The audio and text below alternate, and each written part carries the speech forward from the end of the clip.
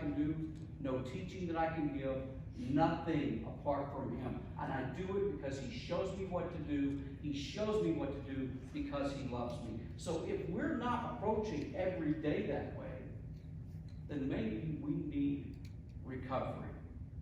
So now we're going to jump ahead. There's a lot in here, and there's a lot of sermons that these things could open up, and I don't want to be chasing rabbits. I want to stay focused. So now skip down with me to verse 27.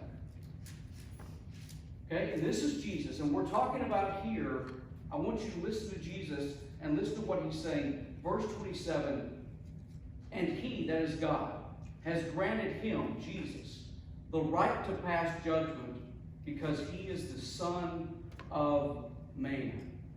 And then skip down to verse 30, I can do nothing on my own. I judge only as I hear, and my judgment is just, because I do not seek my own will, but the will of him who sent me. Why is it that Jesus has the right to judge our thoughts, our actions, our choices, and our behavior? Why is it that he has that right? He said because he's the Son of Man. Because he lived life the way we do, with nothing more than what we have. We don't have a memory of what life was like before we came to this earth. He gave that up when he came to this earth. We don't have a supernatural ability to conjure up Scripture. He didn't have that either. He gave up everything and faced every temptation and every day the same way that you and I do. He did not have half of the privileges that we enjoy. He was planted, as Isaiah said, as a tender plant in dry ground. He didn't have those privileges. He was born into an economically oppressed, politically repressed, religiously suppressed world. And he flourished. And the message and what he is telling the readers, what he's telling us today, is that God was able to do this with a Jewish carpenter in the worst of situations, in the worst of environments, with the least amount of privileges and advantages. So there is no reason why he could not do the same thing with us. The same Spirit that was alive in Jesus is alive in us. The same God that produced in Jesus that life is working in us and can produce it in us. Essentially, what Jesus is telling us is recovery is possible. We can learn to live life the way he did. We can learn to see the world and see ourselves the way he did. This is the significance of what he's saying when he says, I have the right to judge because I'm the Son of Man. Because I live like you. I know what it's like to see the world the way you do, to feel the pull of darkness against me every day. I know what that's like. That's why he has the right to judge us. And the good news for us is, if God could do it with him, he could do it with us. And now I want you to listen to Jesus. We're going to skip down to verse 31. And I want you to listen to Jesus as he tells you that recovery is worth it. Verse 31, if I testify about myself, my testimony is not true. There is another who testifies about me, and I know that the testimony he gives about me is true. You sent messengers to John, and he testified to the truth. I do not receive human testimony, but I say these things so that you may be saved. Jesus knows he is headed to the cross. He knows that is his destiny. He knows that's where he is going. There's no doubt in his mind about this. He has told his disciples this many times. He has advertised to his critics that he would be lifted up, that he knows his life is going to end. He is not trying to save his life. And everyone, every scholar, whether they believe in Jesus or not, whether they're atheist or Christian or whatever, every one of them acknowledge that Jesus was a real person who lived and he was crucified.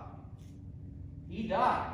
Now, we believe he came back from the dead. But the point is that Jesus was giving all of these teachings and he was saying all of these things knowing he was going to die, knowing they were going to crucify him.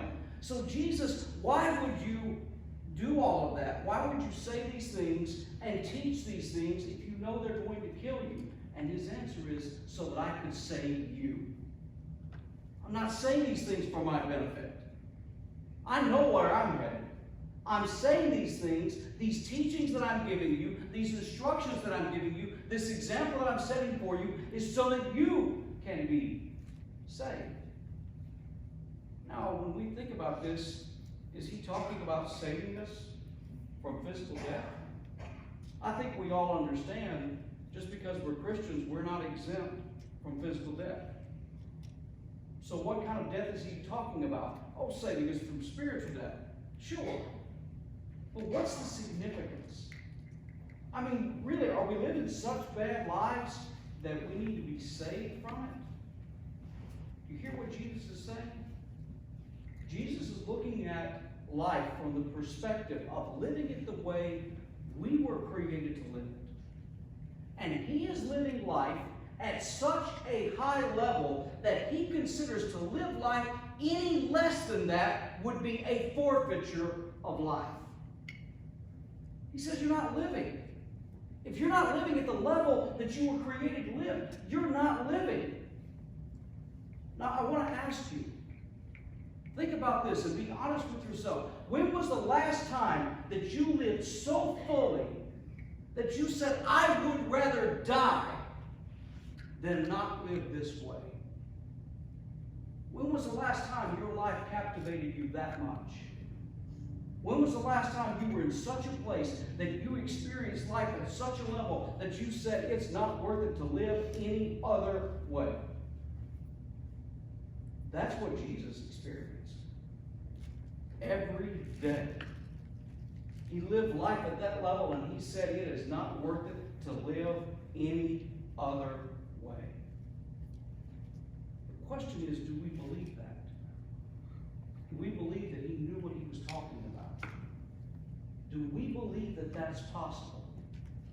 That if we embrace who he was, that if we embrace who God is, and embrace the way God is asking us to live, that we could live that quality of life? Do we really believe that? Because Jesus is saying to live any other way is death. It's not worth it. And that's why he says, I'm doing this to not help you. I'm not telling you these things so that you could live a better life. I'm telling you these things to save you. Because living any other way than this, living any other way than the way you were created, is death. You're not worth it. It's not worth it to live that way. It doesn't matter how much you accomplish. It doesn't matter how much money you make. It doesn't matter who your friends are, your reputation is, what titles and degrees and pedigrees you have behind your name. If you don't learn to live this way, it's pointless. And Jesus looked around and he saw a world full of people that were living beneath their potential. And he didn't see the life he was living as simply a better way. The life he was living was so far above everyone else that he said, this is life and everything else is death. So I want you to listen to how he responded to life. Listen to what he thought about his accomplishments. Listen to what he's telling you. And I want you to ask you for a brief moment this week to believe that what he was saying was true. I want to ask you to believe that recovery is possible. I want to ask you to believe that recovery is worth it. I don't live that way, but I want to. I want to live that kind of life. To where when I experience it, when I taste it, I decide it would be better to be dead than to live any other way. To live 1 ounce less than that way would be worthless. I want to live that way. And I hope when you look at Jesus and you read these passages again this week, that it inspires you to want to live the way that he did. A simple carpenter who lived a simple life 2,000 years ago turned the world upside down. And I'm asking you to believe it again, to believe that it's possible.